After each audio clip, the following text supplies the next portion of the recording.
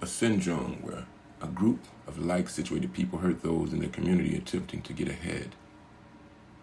Often this is applied to people in an impoverished community where one person has already started to get ahead.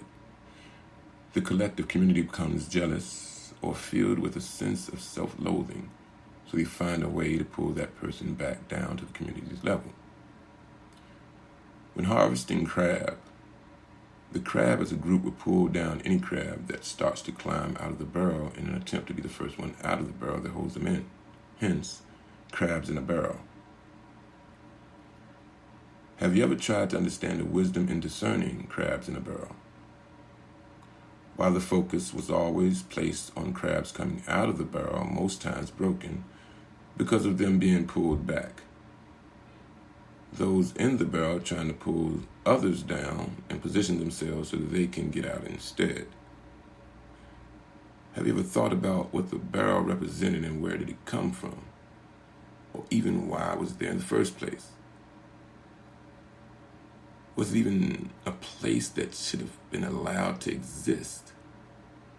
Considering that it was a hellhole where the foundation was a kinship to slavery and the atrocities created for slaves.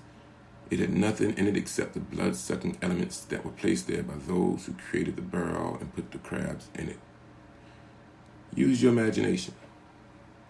In the barrel were economic vampires owned by Arabs, Koreans, Caucasians, just other ethnicities other than the crabs. They took from the nothing in the barrel for hundreds of years, replacing what they took with everything they could think of to keep the crabs dysfunctional. This way, the crabs that made it out of the barrel would become one of them, or better yet, one of those controlled by them, taking part in the blood-sucking in order to keep the crabs broken. #, the real black voice.